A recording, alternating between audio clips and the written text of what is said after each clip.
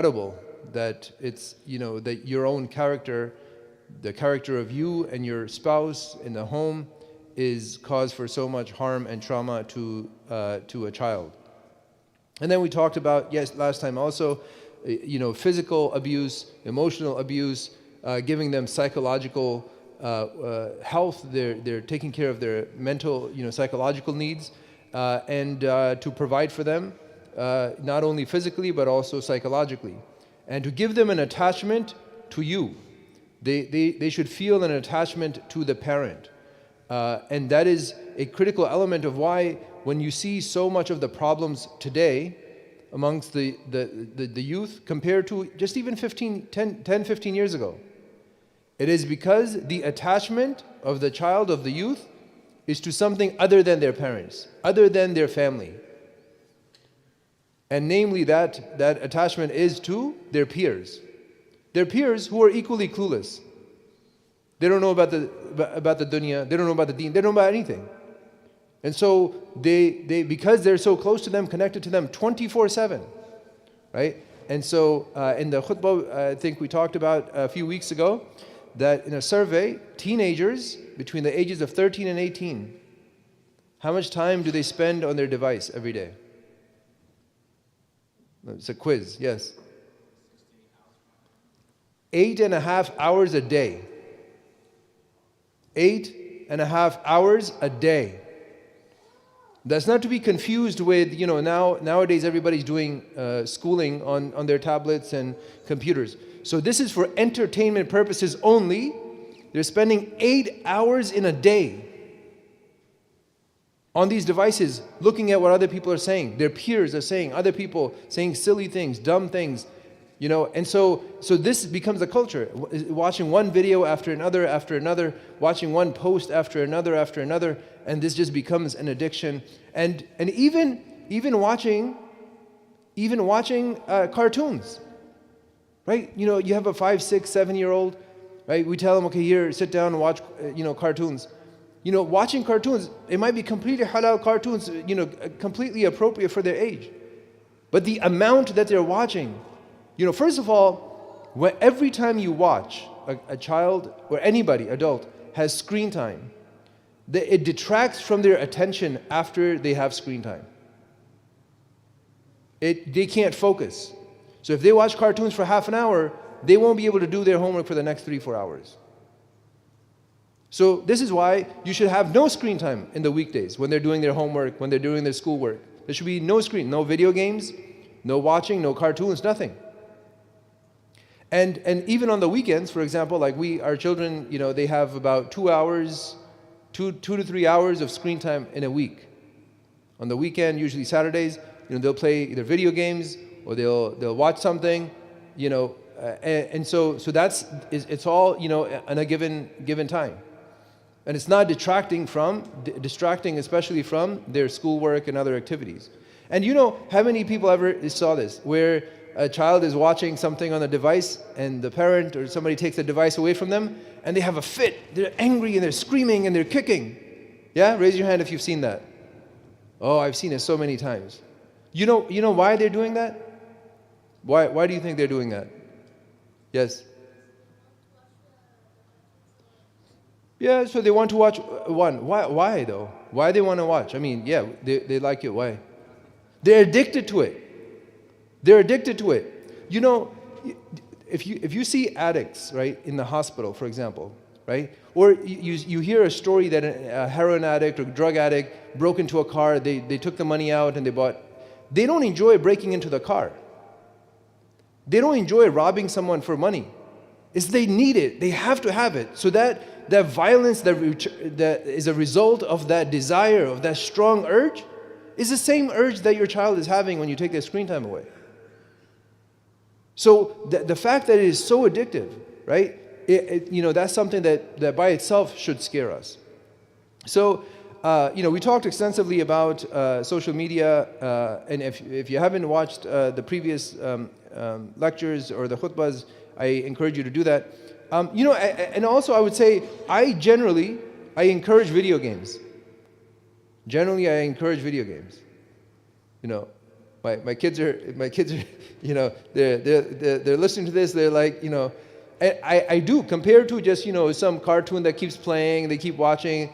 Because video games, you're actually trying to, learn something, beat something, get over something, solve a puzzle, an obstacle, right? So it teaches you some hand-eye coordination, some uses your brain to overcome something, to do something better. So that's generally good. But what is the content of the video games that your children are playing? If your children are playing video games, you better know which games they're playing. It's like saying, my son's watching TV, or he's on the internet watching something, and no, he'll figure out what he wants to watch. I'll let him watch. So just like you don't let him watch whatever he wants on cable or on TV or on any TV show or any streaming, watching website, the same way you don't let them play video games of whatever they want to play. Because you can't numb the mind to things like that are haram. Right? What do you see in video games that's haram? Yes. Gambling in video. What else? Nudity, right? It's made so common. Yes.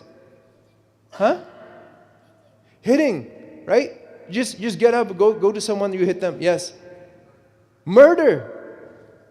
Like the shooting. Like, I was just talking to some youth, and they're like, oh, this game is so real. I was like, oh, what are you doing? It's like, oh, you're shooting. Shooting what? People. I was like, how is that a good thing? It's horrible. Shooting at people. You shouldn't be shooting at people. Right? If you want to shoot something, you should go ahead. Maybe it's some kind of game where you're shooting, some kind of ships are, battling each other or something. But you can't live your life thinking that this kind of stuff is normal. Okay, so you can't expose your children to that kind of material in video games, as much as video games can be beneficial. So you want to keep that in mind. The other influence, and we talked about this before, is their friends. That's a very common. I think everybody knows that. Everybody knows my children need to have good friends. And the other thing that I think we need to understand is about their friends is that we should know who their friends are. So, for some of us, right, if you go to school, public school, your children go to public school, they're going to make all kinds of friends. If they go to Islamic school, they're going to make, different kinds of friends, right? And so you have to be able to control which kind of people your kids are going to be around most of the time. So you have to do that. You're the parent, right? You understand what kind of children are good, which ones are, work in progress, and which ones are not. So you have to provide that for your children. So, alhamdulillah, for us that we were homeschooling our children, every single one of the friends they have, we picked their friends for them. They don't know that, right? They thought it just worked out that way. But we know their parents, and we know we get to meet them, get to know them in the masjid and other places. And we have to, because we have to agree that when they go to their house, they're not watching on a tablet all day long, or that they're playing video games that are violent. So we have to be on the same page as parents, and then we have to be same page on the same page as their parents, and then that's how you get to pick their friends. It takes work. It's not easy. And the last thing I'll mention about influences, this, a lot of influences, but is not their friends, but your friends. You have to choose who your friends are in a way that you want your children to apply the same principles that you're trying to teach them. If there was a brother who prays in the front row with Jama'ah 5 times a day in Jama'ah, okay? And then he goes outside and he smokes a cigarette after every prayer and before every prayer. Right? That is not something. If he invites me to his house and says, "Oh, brother, bring your family over," I'm going to tell him, I can't come to your house. That is not. You can pray all the salawat you want, but your character is going to affect me and it's going to affect my children. I can't be your friend. Similarly, if there's a sister, she might be dressing a certain way, she might be acting a certain way, she might be not having the modesty that you want to see, and that is not appropriate for your sisters, for your daughters. Right? And if she asks you, come on over, come to our house, I'm like, no. This is not something I want to expose my children to. So this is why, all of this, like you think parenting just has to do with me and my child. No, it has to do with the entire surrounding. So and all of that work has to be done by us. It takes a lot of practice, a lot of foresight, planning, and it's not easy. But it has to be done because we have to protect our children from these kinds of harms. One other harm I'll mention is a physical harm, and that is the harm of feeding them the wrong kinds of foods. And this is absolutely critical. When I see a child, somebody under the age of, let's say 15, under the age of 18, right? And they're not physically fit, whose fault is that? Yes? Their parents' fault. Thank you. His brother, how old are you? He's 8, mashallah. May Allah increase you. So an 8-year-old knows that if a child is unhealthy, whose fault is it? It's their parents' fault. So if you think about, you come to a youth meeting or where a bunch of youth are together, and you can see, you go to a school, you see the children who are not healthy. Who's feeding them these things? For example, I'll just give you one example, right? Soda or juice, right? Your children would not have soda or juice if you didn't buy it for them. The only reason they have soda or juice is because you bring it in the house. So you have to change yourself. Say, this is not healthy, we don't drink it. Nobody drinks it. And so teach your children not to, there's a statistic, if you drink one sweet drink a day, it increases your risk of diabetes by 30%. That is astonishing. Yet we give them cereal in the morning, with chocolate milk for lunch, and then we give them juice or soda in the afternoon. We give them 3 drinks. With 2 drinks, with 1 drink increases diabetes risk by 30%. With 2 drinks a day, increases your diabetes risk by 50%. And we give them drink after drink. It's like, oh, okay, they're a little, irritable or angry. Okay, yes, you can have some juice. And so these are the harms we have to prevent them from. I mean, these are just some of the things. But think about, general concepts of what makes us healthy and how are we going to implement that in our children and teach them and inculcate that in our children as they go through these stages. May Allah subhanahu wa ta'ala give us tawfiq, give us the ability to understand the harms and to keep ourselves away from these harms and to keep our children away from them as well.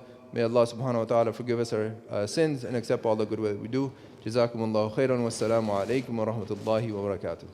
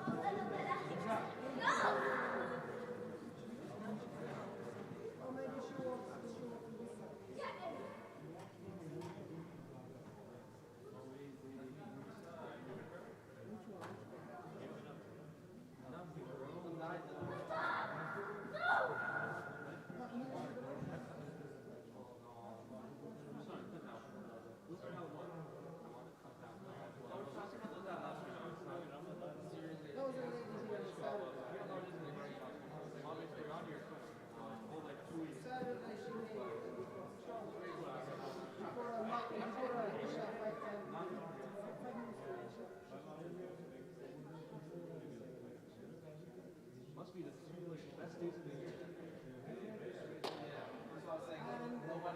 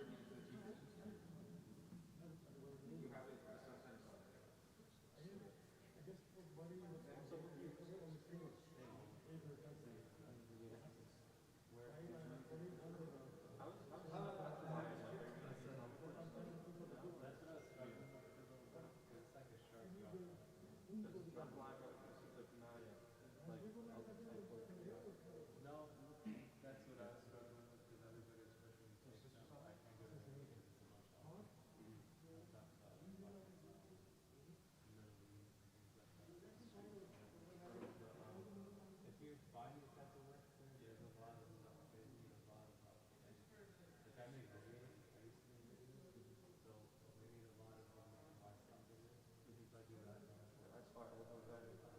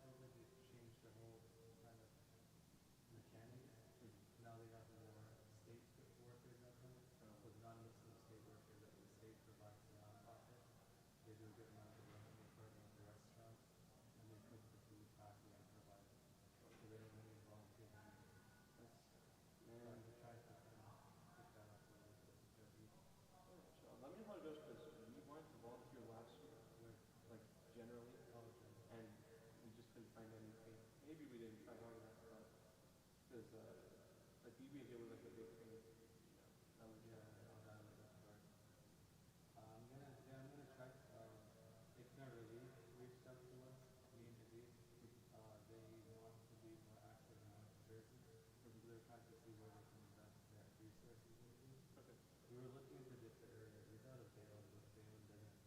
I can't imagine Bayonne needing a lot of like, I guess help in terms of food giveaways. Uh-huh. Not as much as Jersey City. Yeah. So we were trying to bring them to EG, maybe doing like quarterly or yearly, or not yearly, quarterly or monthly Mm-hmm. food giveaways. Okay. Easy. If we do that, then definitely a lot of help. Oh, yeah, and definitely let me and Osman know so we can Yeah, get Bailey involved. inshallah, let them know. That's a little bit slower. We had a few meetings in January, December, and we haven't done anything yet. So I'm trying to pick that. Okay, sounds good. Inshallah. Other than that, man, I'm trying to find stuff to do. Man, I feel like it's hard because there's like no structure on your own, right? It's like, Yeah, you got to figure it all out. yeah. So, inshallah, you find something that you can really enjoy and really change the world, inshallah. Yeah, inshallah we will, because that's the main thing after one, especially when you're in leadership. I think when I was in class, we were trying to work on setting stuff up because there were statistics that they worked out of John Orlando Mm-hmm. that most YM members, maybe 99% of leadership, including coordinators, right after YM, we don't get involved in any of something, like they Well, drop off. it's just marriage, kids. It's because everything happens right at the same time you graduate YM, right? Your YM forces you, especially because you've been involved for so long, it becomes natural. You graduate YM, so all that just comes to like a brick wall. Mm-hmm. You start working at the same time, you get married at the same time, you start like that. So it's a bunch of life changes in 2 years that just cause you to completely fall off. Okay, I see. That makes sense. Because of that, a lot of people don't get back into it. And then there's also the lack of, where do I go from here? There's so many organizations, I don't know how to get involved, I don't know how to start.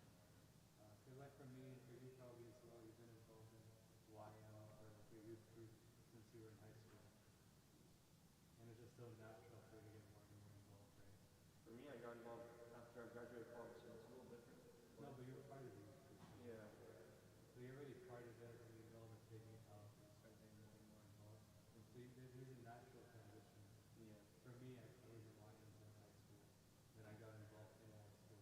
All of college was like CT and helping out and coordinator. It was just like a very slow transition up. But now that I want to find something from scratch, Okay.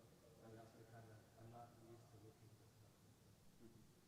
So we were trying to work on something to siphon post-Lyme graduates into different organizations, whether it be like being helping hand, YSL, any organization, just trying to create a siphon there. But nothing like that. Let me know because I guess right now I'm probably. So if you Yeah. got any ideas, let me know, and then we can try working on something. I mean, we had those initial conversations. We didn't come to any conclusions, so no ideas from back then. But that's definitely something that has a need. I didn't know you were part of it. Yeah, That's good. it's interesting because I was around the cloud. What? Yeah, me neither. We need to from SRC, so not even allowed to cloud program. Yeah, it's interesting. But the thing is, you got to figure out a structure. Mm-hmm. Um, it could help out a lot because now you're not only helping your neighbor now or your sub-region, you're creating a structure that in the future, from now onwards, all the YM graduates are going to be siphoned to whatever you connect there. So there's a lot of potential. Gotcha. Yeah, it's like they're pretty much around from YM to post-YM. Makes sense. So inshallah, step one is reducing 99% to 98%, right? I don't know if there's 99%. But 99% is There's crazy. somewhere in the 90s. That's crazy. It makes sense. Like think about how many YM members, YM people you know who have graduated and how many of them are doing something for now I'm not saying like once a month or I'm saying What like help as consistently? involved as you were in coordinators, CC members to do something else. Very clear. Very clear. It just doesn't make sense to me. At least many people I know, most of them are just working on this.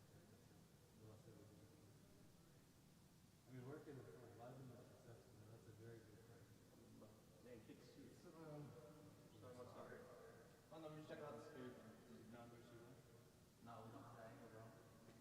just got the info though. You just spawned that number. Yeah, I mean, there's no shot. We raised a lot. I wouldn't care if she got like, you know, a little bit of money. Oh, she got a lot. Yeah, and a lot of people, only one person else. So she can have one. I mean, if you have like a you won't. No, they won't. What if you get a What? reward? Get a reward. What? For what? At this point, whatever. You know? Well, I just want to be curious. No, you know what you say? Curiosity. Okay. Oh, definitely. What was their name? Oh, not that. You raised thousand? Yeah. No way. 1100. I know a lot. So anybody could just code and make that money. No, we have a processor. This was like, That's shit. why- That's why I was like, hold up, what? Interesting. Yeah, like, we'll see the last one. What happened to I said, you say you wanted, you were looking for grants, right? what? Grants or? My dad. Yeah. I wasn't looking. Grants. They do what? We're not paying for it. Oh, they got it. You guys have panels? No, they got grants. Oh, you guys got it? Dang. For easy? Not just for cameras. They have to take like a lot of stuff. Cameras, doors, Yeah. That's boards. yeah, that's how you